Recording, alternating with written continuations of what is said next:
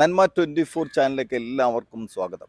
നമ്മൾക്കറിയാം, കാക്കനാട് ഈ 9-ാം തീയതി നവകേരള സദസ്സ് നടക്കുന്നു. ആ നവകേരള സദസ്സിൻ്റെ പ്രോഗ്രാമുകളെല്ലാം നടക്കുന്നത് എൻ്റെ തൊട്ട് പിന്നിൽ കാണുന്ന ഈ പവലിയനിലാണ്. നിരവധി സൗകര്യങ്ങൾ ഇവിടെ ഒരുക്കിയിട്ടുണ്ട്. നമുക്ക് കാണാം, വളരെ കൃത്യമായി തന്നെ ഒരുപാട് കൗണ്ടറുകളുണ്ട്. അതുപോലെ തന്നെ ഒരുപാട് ആളുകൾക്ക് വന്നിരിക്കാനുള്ള സൗകര്യങ്ങൾ, അങ്ങനെ വളരെ കൃത്യമായിട്ട് ചിട്ടയായിട്ടുള്ള ഒരു കാര്യങ്ങളാണ് ഇവിടെ ഒരുക്കിയിട്ടുള്ളത് എന്ന് എൻ്റെ പിൻവശം കണ്ടാലറിയാം. ഇതിന് ചുറ്റുപാടും കണ്ടാലറിയാം. എറണാകുളം ജില്ലാ കളക്ടറേറ്റിൻ്റെ തൊട്ട് മുന്നിലുള്ള പരേഡ് ഗ്രൗണ്ടിലാണ് ഇതിനുള്ള സൗകര്യം ഒരുക്കിയിട്ടുള്ളത്. അതുപോലെ നമ്മൾക്കറിയാം, ഏറ്റവും നല്ല ഒരു പ്രോഗ്രാം തന്നെയാണ് ഇത് ജനങ്ങൾ ഏറ്റെടുത്തിട്ടുള്ളത്. കാരണം നമ്മളുടെ പ്രാദേശികമായിട്ടുള്ള ഗവൺമെൻറ്, അതുകൂടാതെ MLA, MP ഇവരുടെ ഭാഗത്തു നിന്നൊക്കെ നമ്മുടെ നാട്ടിൻ്റെ പ്രശ്നങ്ങൾ ഗവൺമെൻറ് ശ്രദ്ധയിലെത്താതെ വിവിധ വിഷയങ്ങൾ ഉണ്ട്. അങ്ങനെയുള്ള പ്രശ്നങ്ങളൊക്കെ നേരിട്ട് ഓരോ പ്രദേശത്തും എത്തി ഓരോ പ്രദേശത്തിൻ്റെ സ്പന്ദനം മനസ്സിലാക്കാൻ, അത് നേരിട്ട് ജനങ്ങളുടെ പ്രശ്നങ്ങൾ മനസ്സിലാക്കാനൊക്കെ നല്ലൊരു അവസരമായിട്ടാണ് ജനങ്ങൾ ഈ നവകേരള സദസ്സിനെ കാണുന്നത്. നവകേരള സദസ്സിൻ്റെ സംഘാടക സമിതി ഓഫീസ് കാക്കനാട് PWD റെസ്റ്റ് ഹൗസിൽ പ്രവർത്തിക്കുന്നു. ഇവിടെ സംശയങ്ങൾ, അപേക്ഷകൾ കൊടുക്കേണ്ടത്, നിവേദനങ്ങൾ കൊടുക്കുന്നത്, ഇതുമായി ബന്ധപ്പെട്ട് എന്തെങ്കിലും സംശയങ്ങളുണ്ടെങ്കിൽ ഇവിടെ നിന്ന് സംശയ ധ്രുവീകരണത്തിന് ഒരു സംവിധാനം ഇവിടെ ഒരുക്കിയിട്ടുണ്ട്. അഡ്വക്കേറ്റ് ഉദയൻ പേരാക്കി, തൃക്കാക്കര നിയോജക മണ്ഡല നവകേരള സദസ്സിൻ്റെ സംഘാടക സമിതി ഭാരവാഹികളിൽ ഒരാളാണ്. തൃക്കാക്കര നിയോജക മണ്ഡലത്തിലെ നവകേരള സദസ്സ് ഈ വരുന്ന 9-ാം തീയതി, അതായത് ഈ വരുന്ന ശനിയാഴ്ച രാവിലെ കളക്ട്രേറ്റ് പരേഡ് ഗ്രൗണ്ടിലാണ് ആസൂത്രണം ചെയ്തിട്ടുള്ളത്. അപ്പോൾ ഇത് സംബന്ധിച്ച് ഒരു പരാതി സ്വീകരിക്കുക, 30ഓളം കൗണ്ടറുകൾ കളക്ട്രേറ്റിൻ്റെ നിർദ്ദിഷ്ട സ്റ്റേജിനോടനുബന്ധിച്ച് 30ഓളം കൗണ്ടറുകൾ സജ്ജീകരിച്ചിട്ടുണ്ട്. വിവിധ വകുപ്പുകളുടെ കൗണ്ടറുകളാണ് വരുന്നത്. ഓരോ കൗണ്ടറിലും 2 സ്റ്റാഫ് വീതം ഉണ്ടാവും. അപ്പോൾ അവർ നേരിട്ടുള്ള ഇതെല്ലാം സ്കാൻ ചെയ്തിട്ട് അതെല്ലാം തയ്യാറാക്കുന്നു. അത് മൊബൈൽ നമ്പർ വെച്ച് എടുക്കുന്നു, ഡോക്കർ നമ്പർ കൊടുക്കുന്നു. അത് അതിൻ്റെതായ രീതിയിലാണ് അപേക്ഷകൾ എടുക്കുന്നത്. അപ്പോൾ 8 മണിക്ക് തന്നെ കൗണ്ടറുകളെല്ലാം പ്രവർത്തനം ആരംഭിക്കുന്നതായിരിക്കും. പൊതുസമ്മേളനം ആരംഭിക്കുന്നത് 11 മണിക്കാണ്. ഈ സംഘാടക സമിതിയുടെ ഒരു ഓഫീസ് കഴിഞ്ഞ ഒരു 2-3 ആഴ്ചയായിട്ട് ഇൻജോ കോഴ്സിലുള്ള PWD റെസ്റ്റ് ഹൗസിലാണ് പ്രവർത്തിക്കുന്നത്. ഇവിടെ നമ്മൾ ഇപ്പോൾ നിലവിൽ ഇന്നലെ മുതൽ ഈ പബ്ലിക്കിൻ്റെ പരാതികളിൽ അതെങ്ങനെ കൊടുക്കണമെന്നും അത് ഏത് രീതിയിൽ ചെയ്യണമെന്നുള്ളതിനൊരു ചെറിയ അവഗാഹം നമ്മൾ ഓരോരുത്തർക്കും പറഞ്ഞു കൊടുക്കുന്നുണ്ട്. തൃക്കാക്കരയുടെ പ്രശ്നം തന്നെ എടുക്കാം. തൃക്കാക്കരയിൽ അടിസ്ഥാന സൗകര്യ വികസനത്തിൻ്റെ കാര്യത്തിൽ ഒരുപാട് പിന്നിലാണ് തൃക്കാക്കര. നമുക്കറിയാം, IT നഗരമാണ്, ജില്ലാ ആസ്ഥാനമാണ്. ഇത്രയും പ്രധാനപ്പെട്ട ഒരു സ്ഥലത്ത് അടിസ്ഥാന സൗകര്യങ്ങൾ ഒരുക്കിയിട്ടില്ല എന്നുള്ളതാണ് നമ്മൾക്ക് നേരിട്ടറിയാവുന്നതാണ്. അപ്പം ഇതുപോലെയുള്ള പ്രശ്നങ്ങൾ മനസ്സിലാക്കാൻ നേരിട്ട് മുഖ്യമന്ത്രിയും അതുപോലെയുള്ള മന്ത്രിമാരും എല്ലാം ഇവിടെ നേരിട്ടെത്തുകയാണ്. നേരിട്ട് ജനങ്ങളുടെ പ്രശ്നങ്ങൾ മനസ്സിലാക്കി അവരുടെ ഇടയിലേക്ക് ഇറങ്ങിച്ചെല്ലാനുള്ള ഒരു സൗകര്യമാണ് ഗവൺമെൻറ് ഒരുക്കിയിട്ടുള്ളത്. നമ്മൾക്കറിയാം, മുഖ്യമന്ത്രി ഉൾപ്പെടെ വിവിധ മന്ത്രിമാരുൾപ്പെടെയാണ് ഇവിടെ എത്തുന്നത്. മാലിന്യ സംസ്കരണ സംവിധാനം തൃക്കാക്കരയിൽ ഇല്ല. അതുകൂടാതെ ഇവിടെയുള്ള റോഡുകൾ കുരുക്കാണ്, ആക്സിഡന്റ് ഹബ്ബായി മാറിക്കൊണ്ടിരിക്കുന്നു. അതുകൂടാതെ ഒരു കിടത്തി ചികിത്സിക്കാനുള്ള സൗകര്യമില്ല. അതുകൂടാതെ കുടിവെള്ളത്തിൻ്റെ പ്രശ്നം, അങ്ങനെ നിരവധി പ്രശ്നങ്ങൾ തൃക്കാക്കരയിലുണ്ട്.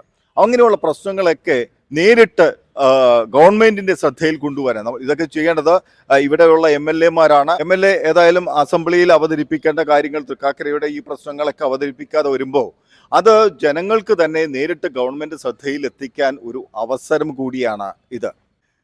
നമുക്ക് തന്നെ അറിയാം, തൃക്കാക്കര നഗരസഭയിൽ ഇപ്പോഴും ഒരു കെട്ടിട നിർമ്മാണ പെർമിറ്റുമായി ഒരു വീട് പണിയാൻ അല്ലെങ്കിൽ ഒരു ഷോപ്പ് പണിയാനൊക്കെ തൃക്കാക്കര നഗരസഭയിൽ കെട്ടിട നിർമ്മാണ പെർമിറ്റിന് അപേക്ഷിക്കുമ്പോൾ ഓരോരുത്തരും അനുഭവപ്പെടുന്ന ബുദ്ധിമുട്ടുകൾ ചെറുതല്ല, വലുതാണ്. കാരണം 2007 വന്ന ഒരു സ്ട്രക്ചർ പ്ലാൻ പ്രകാരമാണ് തൃക്കാക്കര നഗരസഭയിൽ ഇപ്പോഴും പെർമിറ്റ് കൊടുക്കുന്നത്. അതുകൊണ്ട് ഒരുപാട് ബുദ്ധിമുട്ടുകൾ ഈ പ്രദേശത്തുള്ളവർക്കുണ്ട്. ഇത് വിവിധ ഘട്ടങ്ങളിൽ MLA-മാരുടെയും MP-മാരുടെയും ഒക്കെ ശ്രദ്ധയിൽപ്പെടുത്തിയതാണ്. പക്ഷേ അതിനൊരു പരിഹാരം ഇതുവരെ കാണാൻ അധികാരികൾക്ക് സാധിച്ചിട്ടില്ല എന്നുള്ളത് യാഥാർത്ഥ്യമാണ്. ഇതിൻ്റെ പ്രശ്നങ്ങൾ എന്താണ് എന്ന് നമുക്ക് നോക്കാം. ഈ സ്ട്രക്ചർ പ്ലാൻ 2007 ഒരു അവസ്ഥ അന്നത്തെ കാലഘട്ടമല്ല. ഇപ്പോൾ എത്രത്തോളം മാറി IT നഗരമായി, ജില്ലാ ആസ്ഥാനമായി, അങ്ങനെ ഒരുപാട് തൃക്കാക്കര, കാക്കനാട് ഉയർന്നിട്ടും ഈ 2007 വന്ന സ്ട്രക്ചർ പ്ലാൻ വെച്ചിട്ടാണ് ഇപ്പോഴും കെട്ടിടനിർമ്മാണ പെർമിറ്റുകൾ ഇവിടെ കൊടുക്കുന്നത്. ഈ ഗ്രീൻ സോൺ, ഇപ്പം ഇൻഫോ പാർക്ക് സ്മാർട്ട് സിറ്റി പ്രദേശം, അതിന് ചുറ്റും കിടക്കുന്നത് ഗ്രീൻ സോൺ ആയിട്ടാണ്. ആ ഗ്രീൻ സോണിൽ വരുന്ന ആ പ്രദേശം മുഴുവനും ഒരു വീട് പണിയണമെങ്കിൽ, ഒരു വീട് പണിയാൻ ഒരു 300 m² ഉള്ള ഒരൊറ്റ വീട് മാത്രം പണിയാനുള്ള പെർമിഷനേ കിട്ടുള്ളൂ. ഒന്നിൽ കൂടുതൽ ഒരു വീട് വയ്ക്കാൻ ഉള്ള പെർമിഷൻ കിട്ടില്ല. അതുകൂടാതെ ഒരു 3 സെന്റുകാരൻ ഒരു സ്ഥലം വാങ്ങാനായിട്ട്, ഇല്ലെങ്കിൽ ഒരു 3 സെന്റുകാരൻ ഒരാൾക്ക് വീട് വയ്ക്കാൻ സ്ഥലമില്ലാതെ വരുമ്പോൾ ആരെങ്കിലും സൗജന്യമായിട്ടൊരു സ്ഥലം കൊടുത്തു എന്നിരിക്കട്ടെ, ഒരു 2 സെന്റ് സ്ഥലം കൊടുത്താൽ ആ 2 സ്ഥലം ഉള്ള ആൾക്ക് പെർമിറ്റ് കിട്ടുന്നത് 1 സെന്റിൽ കെട്ടിടം പണിയാനാണ്. അപ്പോൾ 50% കവറേജും, അതുകൂടാതെ ആ ഏരിയ മുഴുവനും ഗ്രീൻ സോണായിട്ട്, ഇപ്പം നമ്മൾക്കറിയാം കാക്കനാട് തെങ്ങോട് പ്രദേശം, വികാസവാണി പ്രദേശം, എടച്ചിറ പ്രദേശം, അതുപോലെ തന്നെ രാജഗിരി വാലി പ്രദേശം, തുതിയൂർ പ്രദേശം, പാലച്ചോട് ഏരിയ, ഈ പ്രദേശങ്ങളെല്ലാം ഗ്രീൻ സോണിൽ കിടക്കൊണ്ട് ആ പ്രദേശത്തുള്ള ആളുകൾക്കൊക്കെ കെട്ടിടം പണിയണമെങ്കിൽ 50% കവറേജ് കിട്ടൂ. അതായത് 3 സെന്റുകാരന് 1.5 സെന്റ്, 5 സെന്റുകാരന് 2.5 സെന്റ്, 10 സെന്റുകാരന് 5 സെന്റിലേക്ക് കെട്ടിടം പണിയാൻ പറ്റൂ. അതുപോലെ തന്നെ ഒരു കൊമേഴ്സ്യൽ ബിൽഡിംഗ്, ഒരു ഷോപ്പ് വയ്ക്കണമെന്നിരിക്കട്ടെ, അപ്പം ഇൻഫോ പാർക്ക് പോലെയുള്ള സൗകര്യങ്ങളൊക്കെ വരുമ്പോൾ അതിന് അടിസ്ഥാന സൗകര്യവുമായി ബന്ധപ്പെട്ട് അതിന് ചുറ്റുപാടും എല്ലാം കൊമേഴ്സ്യൽ ഷോപ്പിംഗ് കോംപ്ലക്സ് ഉൾപ്പെടെയൊക്കെ വരണം.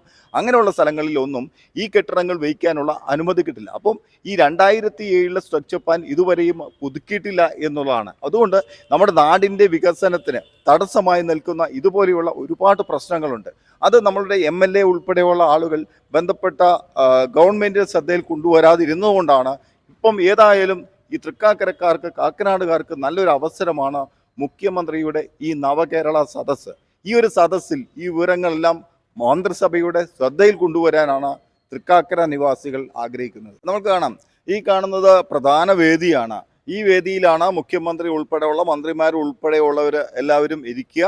ഈ ഒരു പ്രദേശത്ത്, ഈ ഒരു ഏരിയയിൽ നല്ല സൗകര്യം നമുക്ക് കാണാം. ഇപ്പം എൻ്റെ തൊട്ട് പിൻവശം കാണാം, ഒരുപാട് ആളുകൾക്ക് ഈ ഒരു പ്രോഗ്രാമിൽ ഇരുന്ന് വളരെ കൃത്യമായും ഈ പരിപാടിയിൽ പങ്കെടുക്കാനും ഗവൺമെൻറ് ശ്രദ്ധയിൽ ഈ കാര്യങ്ങളെല്ലാം കൊണ്ടുവരുന്നതിന് അവർക്ക് വേണ്ടി ഇരിക്കുന്ന ഇരിപ്പിടങ്ങൾ ഉൾപ്പെടെയുള്ള എല്ലാ ക്രമീകരണങ്ങളും ഗവൺമെൻറ് ഏർപ്പെടുത്തിയിട്ടുണ്ട്. ഇവിടെ വിവിധ കൗണ്ടറുകൾ ഒരുക്കിയിട്ടുണ്ട്. ഓരോ പ്രശ്നവുമായി ബന്ധപ്പെട്ട ഓരോരോ സെക്ഷൻ തിരിച്ചുള്ള കൗണ്ടറുകളുണ്ട്. അതുകൊണ്ട് ഒരുപാട് തിരക്കുകളില്ലാതെ ആളുകൾക്ക് കൃത്യമായിട്ടുള്ള സേവനം നൽകുന്നതിന് വേണ്ടിയിട്ടുള്ള സൗകര്യങ്ങളെല്ലാം ഇവർ ഒരുക്കിയിട്ടുണ്ട്. എൻ്റെ പിന്നിൽ കാണാം നിരവധി കൗണ്ടറുകൾ കാണാം. അതുകൂടാതെ ഈ ഒരു പ്രദേശം മാത്രമല്ല, ഇങ്ങോട്ട് കാണാം, ഈ ഒരു സൈഡിലും കാണാം. ഇവിടെ നിന്ന് അങ്ങേ അറ്റം വരെ ഒരുപാട് കൗണ്ടറുകളുണ്ട്. അതുകൊണ്ട് കൃത്യമായിട്ടുള്ള എല്ലാ സൗകര്യങ്ങളും ഒരുക്കിക്കൊണ്ടാണ് സംഘാടകർ ഇതുമായി മുന്നോട്ട് പോകുന്നത്. ഏതായാലും എല്ലാവരും ഈ നവകേരള സദസ്സിൽ പങ്കെടുക്കുക.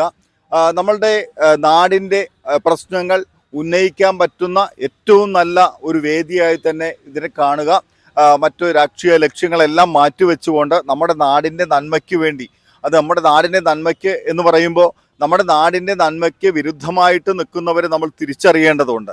അതുകൊണ്ട് നമ്മുടെ നാടിൻ്റെ പ്രശ്നങ്ങൾ ഉന്നയിക്കുമ്പോൾ നമുക്ക് ഒറ്റക്കെട്ടായി ഒന്നിച്ചു നിന്നുകൊണ്ട് ഗവൺമെൻറ് ശ്രദ്ധയിൽ നമ്മുടെ കാക്കനാടിൻ്റെ പ്രശ്നങ്ങൾ, അതുപോലെ തന്നെ നമ്മുടെ ഈ എറണാകുളം ഈ ഒരു ഏരിയയിലുള്ള വിവിധ മണ്ഡലങ്ങളുണ്ട്, കളമശ്ശേരിയുണ്ട്, ആലുവയുണ്ട്, തൃപ്പൂണിത്തുറയുണ്ട്, അങ്ങനെ ഈ പ്രദേശത്തുള്ള അതുപോലെ തന്നെ കുന്നത്തുനാട്, അങ്ങനെയുള്ള മണ്ഡലങ്ങളിലെല്ലാം പ്രശ്നങ്ങളും നമ്മൾക്ക് ഈ നവകേരള സദസ്സിൽ ഉന്നയിച്ച് ഒരു പരിഹാരം കാണാൻ, പ്രത്യേകിച്ച് ഇതുപോലെ ഒരു സംവിധാനം ഗവൺമെൻറ് എല്ലാ സംവിധാനങ്ങളും നേരെ ഇറങ്ങി നമ്മുടെ മുന്നിലേക്ക് എത്തുകയാണ്.